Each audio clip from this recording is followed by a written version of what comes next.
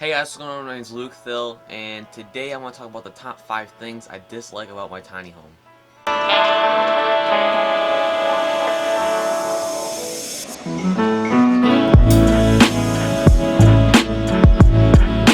Today is a wet and cold rainy day.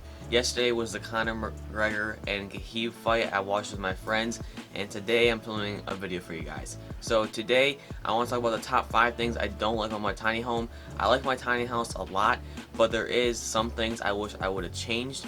But it's good to look back on so I can refer to the changes I want to make in my next tiny home build. A lot of you guys comment that I should add on or build on to this tiny home, but I want to not do that. I want to keep this tiny home the way it is. I want to build my next tiny home when I'm 16 years old. I turned 15 this month, so in a year I'm going to build my next tiny home. It's going to be on a trailer and wheels. It's going to be a lot bigger, and it's going to have a bathroom, shower, full kitchen, all the normal home things. It's going to be a full-on tiny home. So there's a lot of things I like about this tiny home, like I already said, and people comment all the time how they love the layout of this house. And I like the layout of this house a lot too. I spent a lot of time making sure that it fit all my needs. One thing that I would change is that this front area right here where I'm standing right now, you guys are sitting on the kitchen countertop, is kind of, it's a lot of space for a kitchen in such a small home is what I'm trying to say. This right here, this is a lot of storage, so I don't mind this, but the countertop is pretty big for how small this tiny home is. And I don't really do that much cooking, so I feel like I could have maybe shortened this up a little bit, not make the countertop so long, and I'd be able to afford a lot more room in the living room area where I do chill a lot more and spend a lot more time in back there, because it's really cramped back there.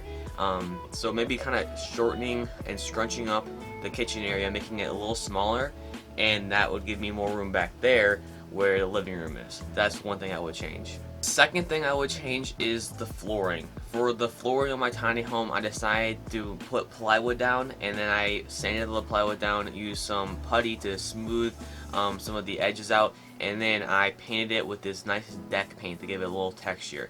And yes, it's very durable. It withstands all the wet boots and the snow and the rain, and it does a very good job. Actually, the same paint on my deck outside, and it's holding up very well. It's just not as homey. I do have a big running rug which kind of covers up a lot of it up, but if I were to redo it, I would put flooring over it because it just looks cleaner and nicer, and it would also make it feel a lot more homey. But it's a small thing, but I feel like it would make the space feel a lot more simple. I don't know if I would count this as one of the points out of the 5 main things I would change, but the living room area is very well put together. I like it a lot how it's set up, especially with the ottoman having storage in it and everything. The one thing I would change, I don't want this to be like a major point because it isn't, but the table. I like the table a lot. It folds down, the pipe slides out, and it just folds down. I like how simple it works, but it is kind of annoying, especially I guess if you had 2 people in here, that if someone was doing the table and if you're eating at the table, you can't get to the loft. So it blocks the loft out completely, and if you're in the loft and someone's down here and puts a table out, then you're kind of stuck up there. So if you had 2 people in here, that'd be a major problem, but it's only me, and when I have friends over, we never had the table down. So I think it's a little thing I would change, but other than that, I like the area a lot back there. So for the third thing I think I'm on, third, fourth, second, I don't even know, I'm not even keeping track anymore.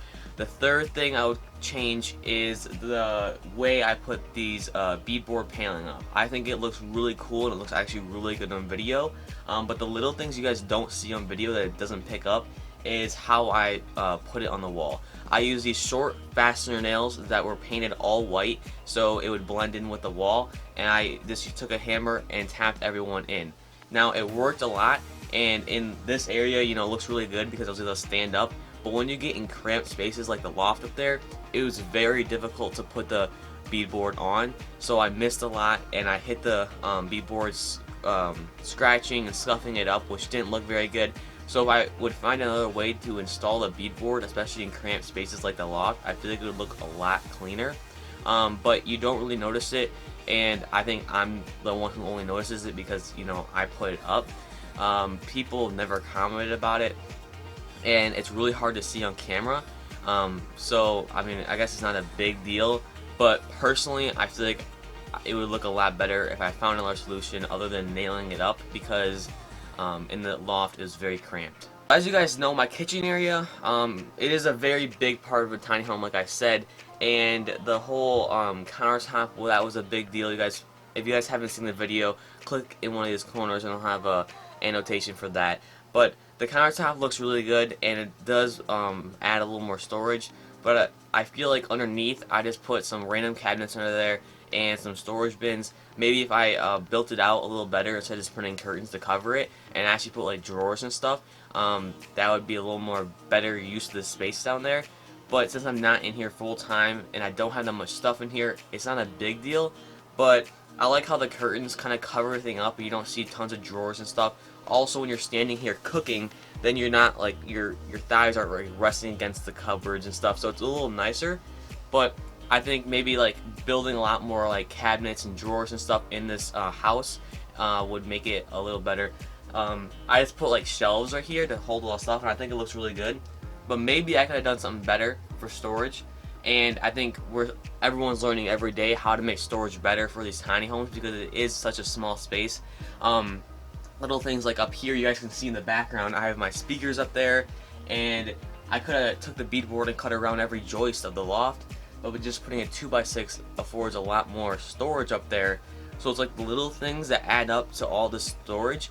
Now again, I'd feel like it'd be a lot more important to a person who lived in this full time, but I just like to hang out in here and hang out with friends, make videos in here, so it's not as big of a deal. But I think it's also really cool to see all the storage opportunities you can have in such a small space. And I don't even know what one I'm on yet, 4th or 5th, but I feel like the last one would be the kind of like the finishing work. I feel like at the very end of the build, I got very excited seeing the house come together and really like making it look like a house. I feel like I could take a little more time in the small finishing details. Now, rough carpentry and finished carpentry are two completely different things. Some people are really good at finished carpentry, and some people are really good at rough carpentry, and they're two separate things. And having both those skills, I feel like is a really good skill set. So I feel like if I would have spent a little more time making sure the small finished details were very good, I can just see, you know, a couple things just where I'm standing that I feel like I could have done a better job. But I feel like with every project and every build that someone does, they always take something away from that project and feel like, oh, I could have done better on that. And I think that's what's so cool about doing projects like this, is that you're always learning, you're always finding things you could improve on, and once you get to the point where you don't find anything to improve on, you're not learning anymore. Kind of going against myself in saying this because I want to, you know, improve these things, but I'm learning by seeing the faults I did in this build, and I'll improve all these things I pointed on in my next build. I know this is a short video for you guys, but I hope you guys really enjoyed this video. I'm actually right now camping with my troop, and it's kind of a camporee based on EMS, so emergency medical service, where they're having a medevac unit fly in, and it's probably really fun. I mean, I'm filming this a week ahead of time, so I have no clue how fun it was or if the weather was good, but I'm hoping I'm enjoying it right now. Thank you guys for watching this video, and I'll see you guys in the next video. Bye. Before you guys click off this video, Patreon is an amazing way to support me. If you guys want to be an awesome fan, support me on Patreon. I post exclusive, I post exclusive videos and content on there for Patreon supporters, so if you guys would, please go check that out.